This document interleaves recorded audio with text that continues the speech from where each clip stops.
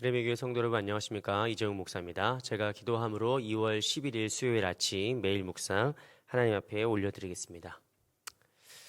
주님, 캄캄한 밤 풍랑이 있는 바다 같은 인생을 사는 저희들입니다. 주위를 둘러보아도 안식을 찾을 길이 없고 어디로 가야 할지 알지 못하는 그런 망망대해와 같은 삶을 살아가고 있습니다. 특별히 너무나 빠르게 변하는 이 시대와 기술로 인하여서 수많은 사람들이 어찌할 바를 알지 못하고 어느 길로 가야 될지 다들 고민하며 근심하고 있는 시대입니다.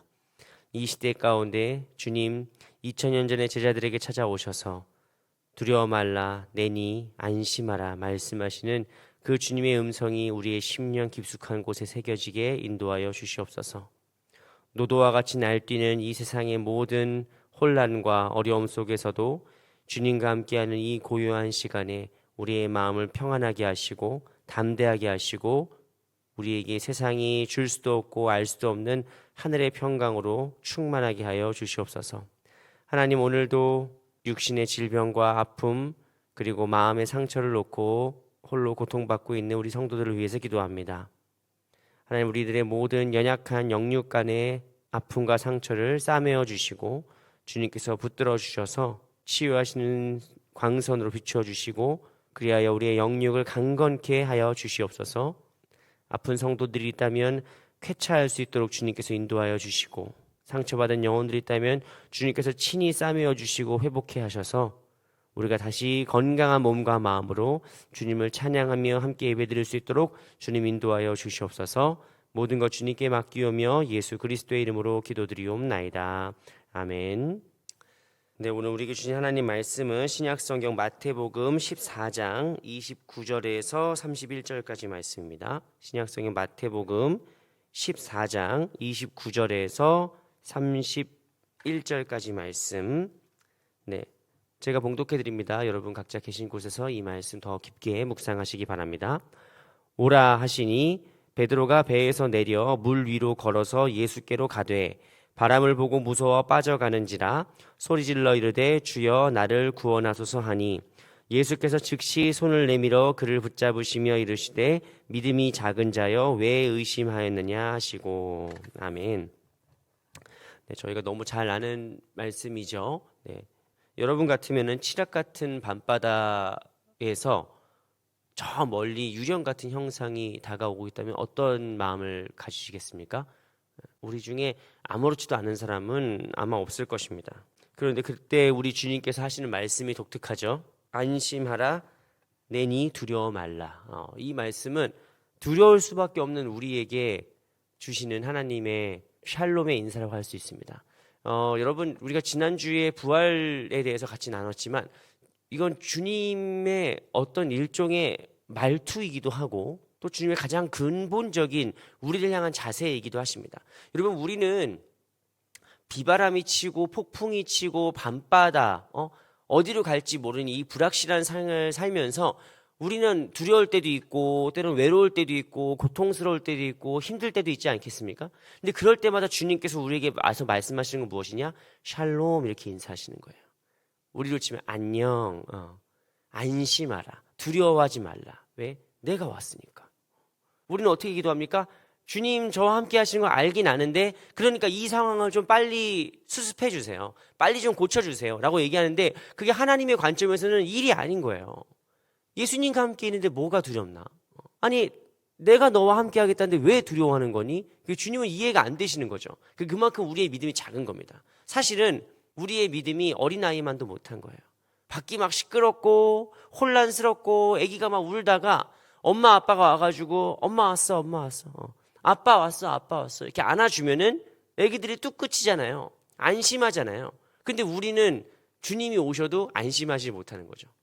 우리는 주님이 오셔도 문제가 해결돼야 그제서야 안심을 하게 되는 참 믿음이 다 작은 자들입니다. 그런데 우리 주님께서는 폭풍 한가운데에서도 인사할 때 이렇게 말씀하시고 그리고 죽으시고 부활하신 그 첫 마디도 뭡니까? 샬롬 이렇게 인사하십니다.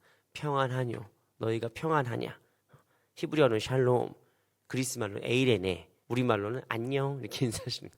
안녕. 주님의 그 음성을 우리가 들으면은 사실 어떻게 되는 겁니까? 안녕할 수 있는 것이죠.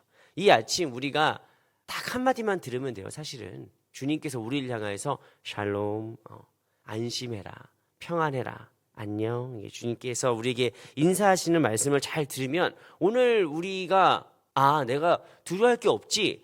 주님이 나와 함께 하시니까 내가 걱정할 필요 없지. 이런 믿음의 고백이 될 수 있는 겁니다. 그런데 아직까지는 우리가 그 주님 말씀에 안심하지 못하는 게 우리의 작은 믿음이죠. 그런데 오늘 베드로가 예수님의 수제자다운 모습을 보여줍니다. 그것은 뭐죠? 베드로가 주님께서 이렇게 얘기하죠. 주님, 만일 주님이시거든 나를 명하여서 물 위로 오라고 말씀하십시오. 정말 이거는 수제자다운 면모예요. 보통 용기가 아니죠. 그러니까 지금 이 제자들에게 저 물 위에서 걸어오는 존재는 이게 예수님인지 아니면 유령인지 알 수 없는 상태인 거예요.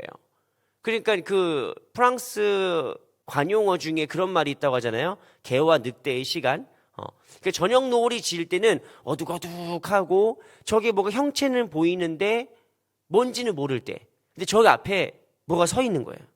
저게 나를 맞으러 오는 개인지 강아지인지 내가 키우는 사랑하는 강아지인지 아니면은 강아지라고 하긴 좀 너무 크죠. 아무튼 내가 키우는 개인지 아니면 나를 잡아먹을 늑대인지 모르겠는 거예요. 개와 늑대의 시간이라고 해요. 알아볼 수 없는. 그때 베드로가 내던진 이 도전은 대단히 결단이 있는 도전입니다. 만일 주님이 맞으시면 나를 명하여서 이 물 위를 걸으라 하십시오.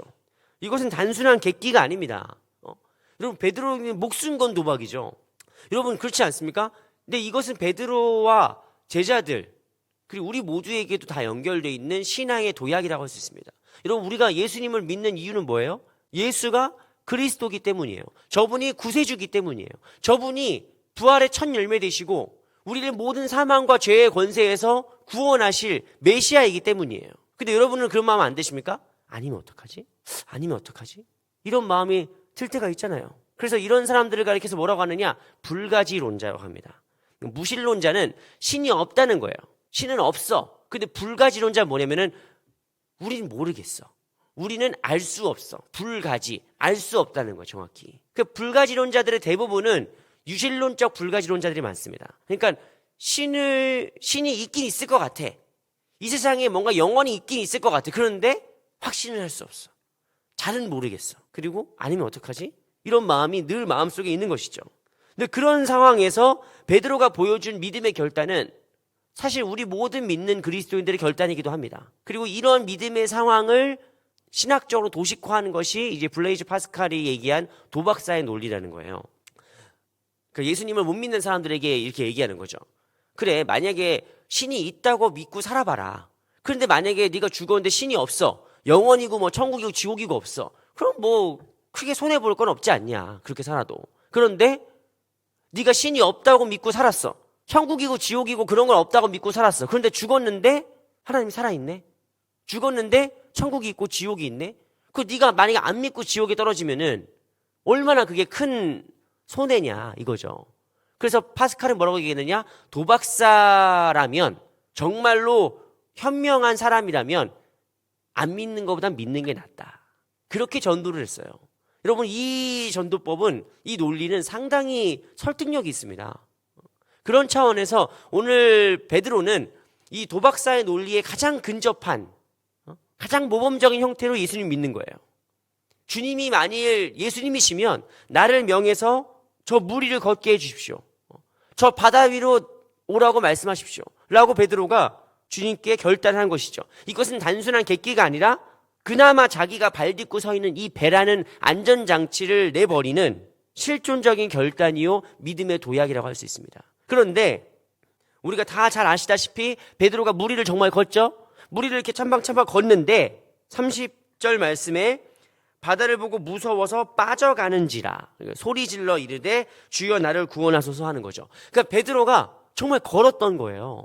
어쨌든 그때 예수님께서 베드로를 건져내면서 베드로의 손을 잡아주면서 뭐라고 말씀하시냐면은 믿음이 작은 자여 왜 의심하느냐 라고 말씀하시면서 베드로를 이끌어주세요. 그런데 저는 이 말씀을 읽을 때마다 베드로만큼 믿음이 큰 사람이 어디 있을까라는 생각을 하는 거예요. 나는 베드로만도 못한데 베드로는 어떤 사람입니까? 예수님께서 나를 따라오라 말씀하시자 자기의 모든 것을 내려놓고 주님을 따른 사람이에요. 그리고 저 바닷가의 한가운데서 캄캄한 폭풍이 풍랑이 있는 그 바다에서 저분이 예수님인지 유령인지 알 수 없는 그 상황에서 안심하라 두려워 말고 내니 두려워 말라라는 그 주님의 음성만 듣고 바다 위로 뛰어드는 사람이란 말이에요. 그 정도의 실존적 결단과 이런 믿음의 도약을 가진 사람이 어디 있어요. 저는 그게 반도 못하거든요. 그런데 주님께서는 그런 베드로를 보고 뭐라고 말씀하시느냐, 믿음이 작은 자야 왜 의심하느냐 라고 말씀하신단 말이에요. 그럼 나는 믿음이 작은 정도가 아니라 나는 거의 뭐 믿음이 없는 건가 싶을 정도로 베드로는 대단한 사람인데 왜 주님께서는 베드로에게 왜 의심하느냐라고 책망을 하실까요?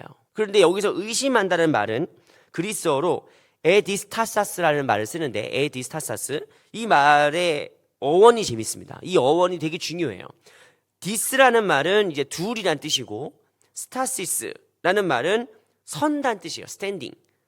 그러니까 이거 영어로 얘기하자면은 더블 스탠딩이라고 해요. 더블 스탠딩. 더블 스탠딩이 뭔 뜻이냐? 양다리란 뜻입니다. 그러니까 주님께서 왜 의심하느냐 말씀하실 때 베드로가 어떤 상태냐? 믿음의 도약을 했지만 주님의 말씀에 의지해서 주님께 다가갔지만 사실 마음속에 뭐가 있는 거예요? 자기 다리 한 다리 하나가 어디에 걸쳐 있는 거예요? 배에 걸쳐 있는 거예요. 저 배에 걸쳐가지고 최대한 안전장치를 놓지 않으려고 하는 그런 마음이 있는 것이죠. 여러분, 베드로는 겉으로 볼 때는 모든 것을 버려두고 예수님을 따른 것 같지만 실제로는 그 마음속에 한켠에는 뭐가 있는 거예요? 양다리가 있는 거예요. 언제라도 돌아갈 수 있는 안전장치를 마련해놓고 있는 거예요. 바다에 빠졌는데 예수님 아니면 어떡해? 예수님만 바라보고 바닷속에 뛰어들었는데 예수님 나 안 구해주면 어떡해? 그러니까 자기 발을 살짝 이렇게 안전장치로 배 위에다가 마음을 이렇게 걸어놓은 거죠.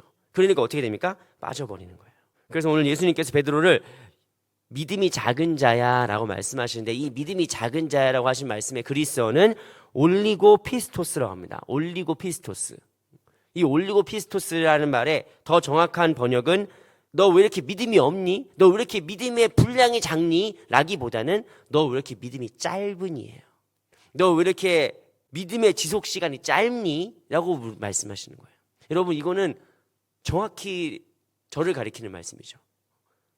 은혜를 받았는데 그때뿐이에요. 말씀을 듣고 찬양을 하고 기도를 하고 묵상을 할 때 주님께서 은혜를 주시면은 막 지금 막 역발산 기계세가 일어나. 세상을 뒤엎을 것 같아요. 그런데 막상 현실을 마주하면, 막상 풍랑 같은 걸 마주하면 마음이 어떻게 되는 거예요? 쪼그라들 버려요. 베드로처럼 물에 빠져버리는 거예요. 여러분, 우리의 인생 가운데 이런 순간이 얼마나 많은지 모릅니다. 특히 이제 수련회가 제일 심하죠.